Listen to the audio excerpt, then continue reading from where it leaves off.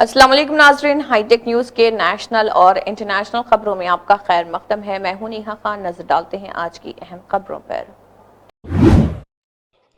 आंध्र प्रदेश में वाईएसआरसीपी ने mega DSC भर्तियों में मुबैना बेज़ाब्तगियों के खिलाफ असेंबली के बाहर एहतजाज किया। पार्टी रहनुमाओं ने मुतालबा किया कि भर्ती अमल में सामने आने वाले इल्जामात की शफाफ और गैर जानिबदाराना तहकीकात कराई जाए। वाईएसआरसीपी का कहना है कि उम्मीदवारों के मुफादात के तहफ़्फ़ुज़ के लिए मामले की मुकम्मल जाँच ज़रूरी है।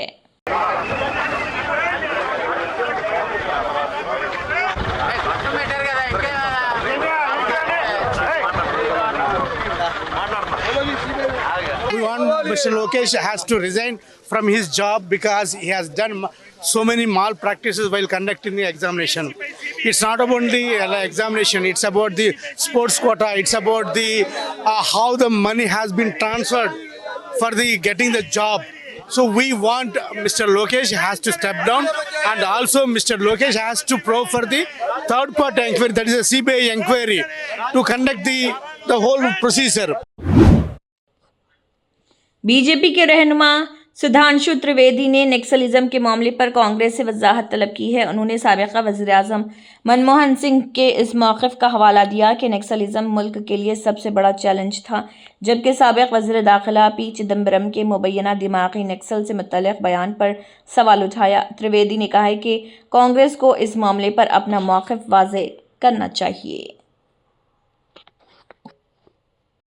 पूर्व प्रधानमंत्री डॉक्टर मनमोहन सिंह ने 13 अप्रैल 2006 को कहा था, मैं कोट कर रहा हूं, it would not be an exaggeration to say that the problem of naxalism is the single biggest internal security challenge ever faced by our country.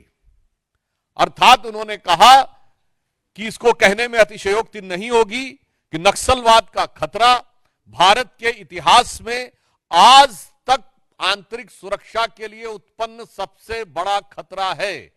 13 अप्रैल 2006 और 31 मार्च 2026 प्रधानमंत्री श्री नरेंद्र मोदी जी की सरकार ने उस चीज को जो डॉक्टर मनमोहन सिंह समझ गए थे, मगर जिस विवशता के चंगुल में जकड़कर और नक्सली दिमाग वालों से भरी हुई सुपर कैबिनेट यानी एनईसी के द्वारा उनको कुछ करने नहीं दिया गया था, यदि वह कार्य सिद्ध करके दिखाया तो प्रधानमंत्री श्री नरेंद्र मोदी जी ने।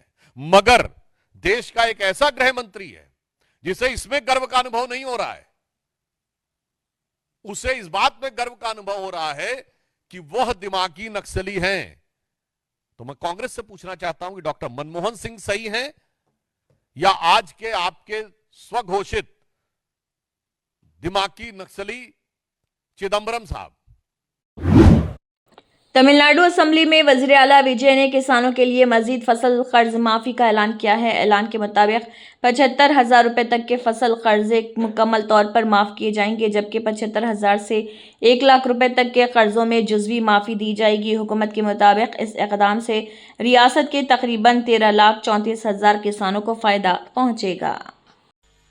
தமிழக வெற்றிக்கழக அரசு பல்வேறு நிதி நெருக்கடிகளின் மத்தியில் ஆட்சி பொறுப்பேற்றாலும் பதவியேற்ற 15 நாட்களுக்குள் விவசாயிகளின் கடன் சுமையை குறைக்க கடந்த 25/5/2026 அன்று குறு சிறு மற்றும் இதர விவசாயிகள் பெற்றிருந்த பயிர்க்கடனில் 50,000 ரூபாய் வரையிலான கடன்களை முழுமையாக தள்ளுபடி செய்ய ஆணை பிறப்பிக்கப்பட்டது.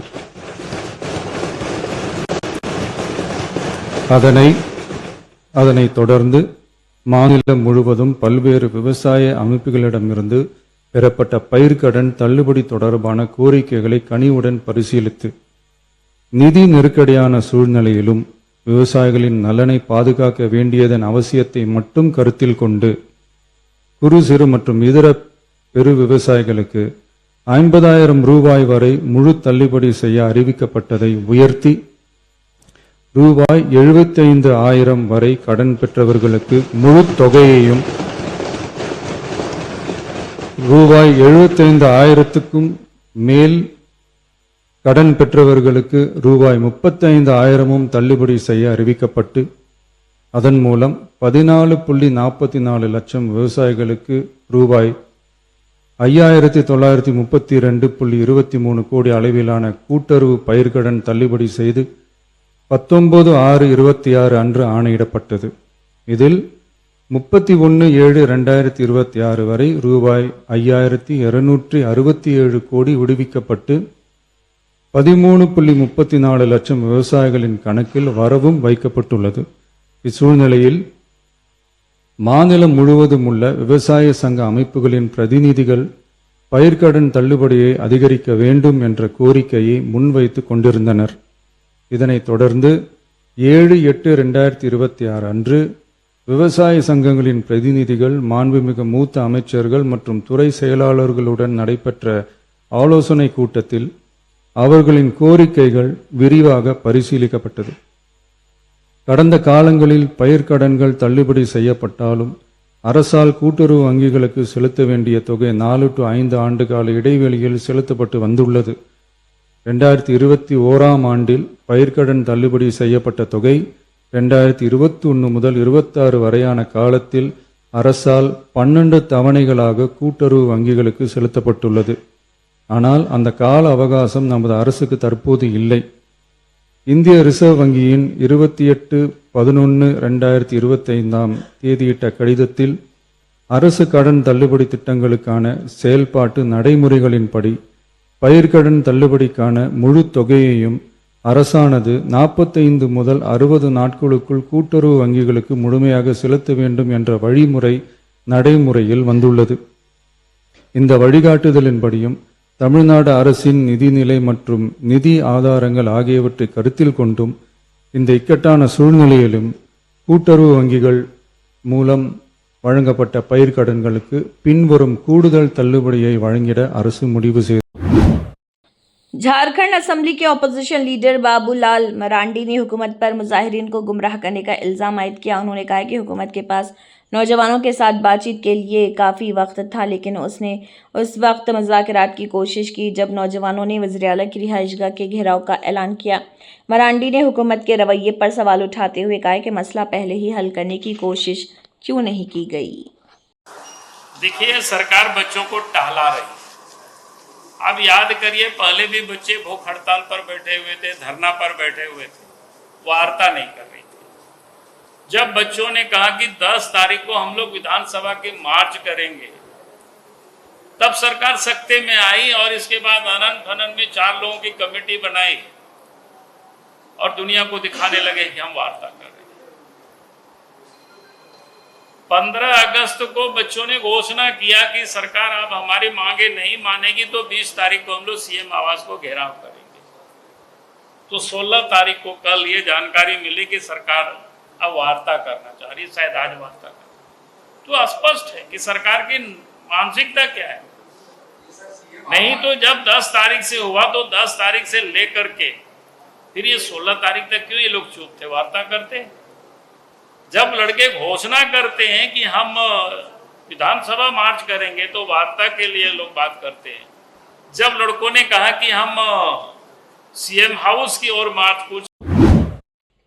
आंध्र प्रदेश में जूनियर डॉक्टरों की हड़ताल 7वें रोज में दाखिल हो गई और इमरजेंसी खदमात भी बंद करने का ऐलान किया गया। रियासत भर के तकरीबन 9000 जूनियर डॉक्टर हड़ताल में हिस्सा ले रहे। जूनियर डॉक्टरों का कहना है कि वो स्टाइपेंड समेत 3 अहम मुतालबात के हल के लिए एहतजाज कर रहे। हड़ताल के बाइस बड़े सरकारी अस्पतालों में तिब्बी खदमात मुतासर होने का खदशा है। डॉक्टरों ने वाज़ेह किया है कि हुकूमत के मुतालबात तस्लीम करने तक एहतजाज जारी रहेगा।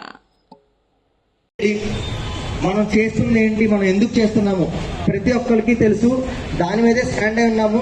We are not against anyone, we're demanding our rights, we're demanding what. ఇది ఎంతవరకు అవుద్దో కూడా తెలీదు, కానీ అప్పటి వరకు మన స్ట్రెంత్ ఇలాగే ఉండాలి. మనందరూ యునైటెడ్గా ఉండాలి. ఎన్ని బెదిరింపులు వచ్చినా ఏమొచ్చినా కానీ అందరూ ఒకే బోట్ మీద ఉన్నాము. डीएससी भर्तियों में एक ही ज़ात से ताल्लुक़ रखने वाले अफराद को स्पोर्ट्स कोटे के तहत मुलाजिमतें देने और ताश खेलने वालों को भी नौकरियां मिलने के इल्ज़ामात पर वज़ीर नारा लोकेश ने वजाहत पेश की। उन्होंने कहा कि स्पोर्ट्स कोटे से मुतल्लिक़ इल्ज़ामात जानबूझकर लगाए जा रहे और अगर कोई सबूत है तो इसे सामने लाया जाए। आउटसोर्सिंग मुलाजिम को फर्स्ट रैंक मिलने का इल्ज़ाम पर वज़ीर ने कहा कि सवालिया पर्चा सरकारी अफसरान ने तैयार किया था और मज़कूरा शख्स का पेपर सेटिंग से कोई ताल्लुक़ नहीं था। उन्होंने मज़ीद बताया बताया कि इसे कॉल लेटर भेजा गया लेकिन वो वेरिफिकेशन के लिए हाजिर नहीं हुआ। ఒక ఉద్యోగస్తుడు ఎవరైతే అవుట్సోర్సింగ్ ఎంప్లాయీ ఉన్నాడో అతను క్వశ్చన్ పేపర్ ప్రిపరేషన్లో ఉన్నాడు, అతను ఫస్ట్ ర్యాంక్ వచ్చింది అని వాళ్ళు ఆరోపణ చేశారు అధ్యక్ష. అంతేకాకుండా అతను లాగిన్ బ్లాక్ చేశారు అని వాళ్ళు చెప్పారు అధ్యక్ష. ఇక్కడ చాలా స్పష్టంగా చెప్తున్నా, క్వశ్చన్ పేపర్ సెట్టింగ్లో ఆ వ్యక్తికి ఎలాంటి ప్రమేయం లేదు. డైరెక్ట్ ఎస్సీఆర్టీ గవర్నమెంట్ ఎంప్లాయీసే క్వశ్చన్ పేపర్ సెట్ చేస్తాం జరిగింది, నంబర్ 1. నంబర్ 2, అతనికి కాల్ లెటర్ వెళ్ళింది, అతని సర్టిఫికేట్ వెరిఫికేషన్కి అతను రాలేదు. సర్టిఫికేట్ వెరిఫికేషన్ రాకపోతే automatically you're disqualified. Number 3, already outsourcing employees ఎవరున్నా కూడా వేరే ఎగ్జామినేషన్ గవర్నమెంట్ ఎగ్జామినేషన్స్ రాస్తుంటే కంపల్సరీగా డిపార్ట్మెంట్ నుంచి నో అబ్జెక్షన్ సర్టిఫికేట్ తీసుకోవాలి, పర్మిషన్ తీసుకోవాలి. ఈ వ్యక్తి ఆ పర్మిషన్ తీసుకోలేదు, therefore his logins were removed. అంతే తప్ప ఏదో జరిగిపోయింది, ఏదో పేపర్ లీక్ అయిందంటే 42,000 ప్రశ్నలు ర్యాండమైజ్డ్ పిల్లలకి వెళ్తాయి. ఒక్కొక్కరికి డిఫరెంట్ పేపర్ వెళ్తుంది, డిఫరెంట్ ఆర్డర్లో క్వశ్చన్స్ వస్తాయి. అలాంటిది తీసుకొచ్చి ఆరోపణలు చేస్తాం, చాలా చాలా బాధాకరం అధ్యక్ష. ఇది 2 అలిగేషన్. ఆధ్వర్యంలో ఆల్మోస్ట్ సుమారుగా ఒక 1 నెల రోజుల పాటు వేరియస్ లెవెల్స్లో సర్టిఫికేట్ వెరిఫికేషన్ కూడా పకడ్బందీగా చేసిన తర్వాతనే స్పోర్ట్స్ కోటా ద్వారా ఉద్యోగాలు ఇస్తాం జరిగింది అధ్యక్ష. ఇదేదో ఆషామాషిగా ఇచ్చింది కాదు, కావాలని ఇప్పుడు ఆరోపణలు చేస్తున్నారు అధ్యక్ష. ఏదో కూనా రవి గారు చైర్మన్ ఆఫ్ సమ్ అథారిటీయో, లేదంటే ఎంపీ భరత్ గారు ఆనరీ చైర్మన్ ఆఫ్ సమ్ అథారిటీనో, లేదంటే ఆంధ్ర క్రికెట్ అసోసియేషన్లో ఒక ఎంపీ గారు సెక్రటరీ అనో, వాళ్ళు ఏదో సర్టిఫికేట్లు ఇచ్చేసారు దానికి వీళ్ళు ఓకే అన్నారంటే ఆధారాలు తీసుకురండి. फिल्म इरुमुड्डी में अपनी बेटी का किरदार अदा करने वाली चाइल्ड आर्टिस्ट नक्षत्रा के लिए मुबैना तौर पर मधुरू मुंडा जैसा लफ्ज़ इस्तेमाल करने पर अदाकार रवि तेजा को तनकीद का निशाना बनाया गया है। नाक़दीन का कहना है कि एक नाबालिग बच्ची के लिए इस तरह की इस्तिलाह इस्तेमाल करना नामुनासिब और तौहीन आमेज़ है। सोशल मीडिया पर कई सार्फिन ने रवि तेजा के बयान पर नाराज़गी का इजहार किया और सवाल उठाया कि एक तजुर्बेकार और उम्र रसीदा अदाकार को किसी कम उम्र बच्ची के बारे में ऐसे अल्फाज इस्तेमाल करने से गुरेज करना चाहिए। What nickname would you like to give me? What? Sorry? What nickname? Nickname. Nickname? You? Nakshatra? Oh, yeah. Mudrumunda. Muduru. Sorry, I don't know the meaning. I'll tell you later.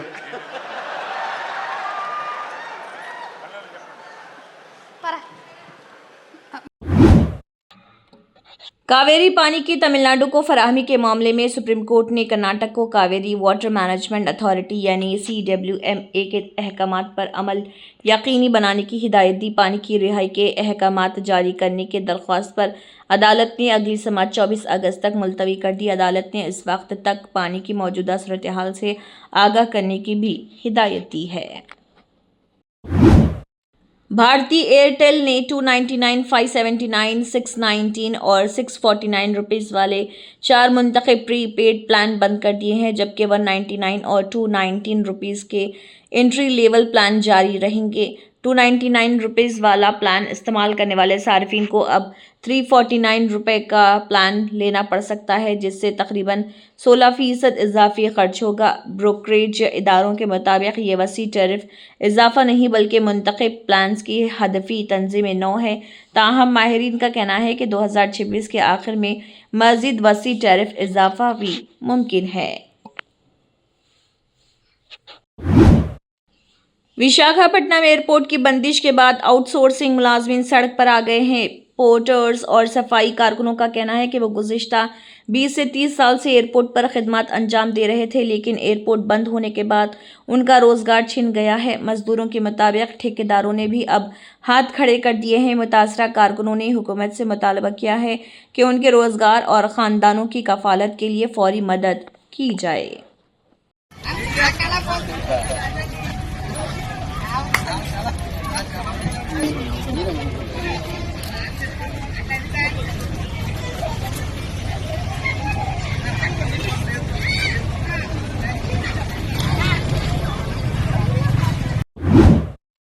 इसी के साथ हाईटेक न्यूज़ के national और international खबरें इख्तिताम को पहुंचते हैं। अल्लाह हाफिज।